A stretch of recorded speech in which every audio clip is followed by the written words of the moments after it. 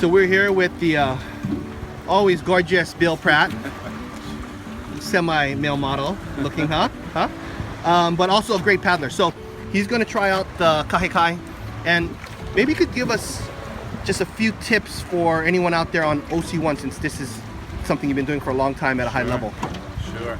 Yeah, definitely. If it's your first time, definitely you want to take good care of your canoe will take good care of you. You get out in the water, certainly as you can see, I'm on the ama side of the canoe. So I'm going to enter the canoe from this side. You want to keep your balance. But why? Why would you enter from that side? You'd enter from this side to keep this outrigger from coming up and lifting. Keep in mind, as you've heard earlier, this canoe only weighs about 16 pounds. It's really light. If I were to jump in from that side, I'd probably bring this thing up and go right over. So you want to get in from this side, place yourself, center yourself on this seat here, and the key to, good effective paddling will be to center your core, keep your body in the one-man canoe, in the bottom here. Typically get a good start on this left side of your paddle. You're going to want to keep a balance and certainly utilize the rudder to your advantage for steering. This canoe comes with pedals. So an old axiom that we used to always remind ourselves is a lot of times with a one man, similar to a jet ski, speed equals control. You won't be able to turn it as well with no propulsion. So you're going to want to give yourself a few strokes to get the canoe going, and then utilize the rudder in your paddling to help you to steer. So you want to keep balanced. Certainly it's always a good idea if you're a beginner out there to consider wearing a leash as well, or to paddle with somebody so you have a buddy who's still in the water. So you always wear a leash or no? I don't know if you want to put that on the video there. I always wear a leash, no matter what. A lot of times we try to. It's better for safety. And definitely safety colors, that type of thing are always fun. Just make sure you don't fall off. That's right. That's right. Well, for beginners, you should always wear a leash, I think. Yeah, real good idea too. Yeah. Okay, well, let's see. Let's see you paddle this thing around. All right. Trying out that new paddle. How are you liking that new paddle? I love Johnny's paddles have been great. The Puakea design and the pre-preg finish and what have you. They're very lightweight, very stiff. He's got a couple of different blade sizes too. Today I'm going to use the one that's a little larger, a little longer in its form. And this one's proven to be really good in a 6-man. Definitely going to try and give it a go in a 1-man. We've been applying a new stroke that you've probably seen Jimmy Austin using and a number of others. We know looking at products, certainly it's what the Tahitians do, and it's a lot of a longer pull in the water with a quicker recovery. So in the old days where we'd have one rip through the water and 2 beats in recovery, now we're doing 2 beats in the water and 1 beat in recovery. So a lot of times when you load your blade up with a full plant in the front, it's a 50-50 pull with your lower arm and a drive down with your top arm. In doing so, you're going to get a lot more weight on the blade. When you get a lot of water on the blade, it's going to be a slower rate, but a lot more effective pull. So, okay.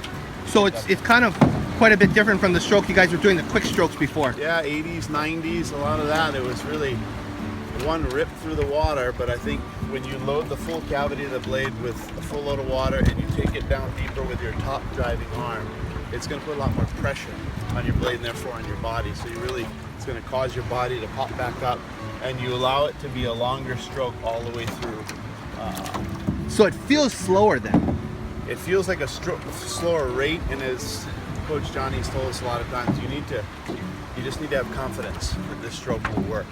As you build up speed, and as we see with the Tahitians, if they're on a bump, they don't necessarily shorten their stroke, they still keep it with length.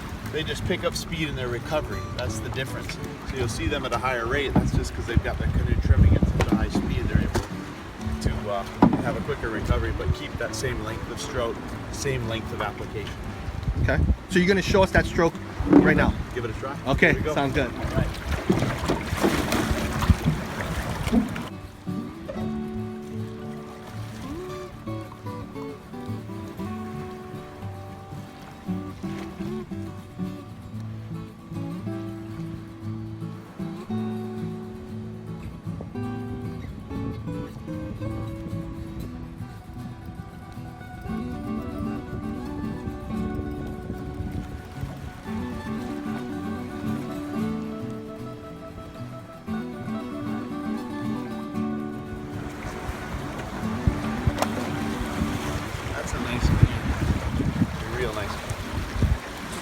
So what are your thoughts on this boat? You've ridden it twice?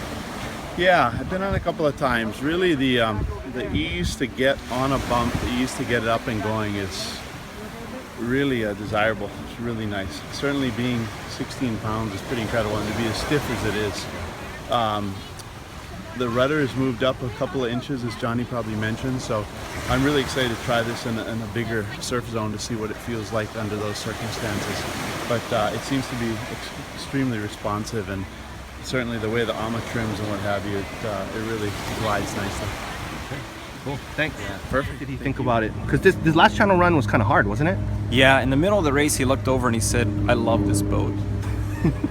But it's easy. It moves easier, catches the bump easier, holds the bump longer, and actually jumps over better than the Eukai, which is something the Eukai did better than most boats out there. Was you could get over or through the bump in front to go ahead of somebody. And this one actually has a little bit higher speed on the bump because of the volume and where we put it, that it jumps over the bump easier. Okay. So was the first boat that you made the Kaimana then, or First boat something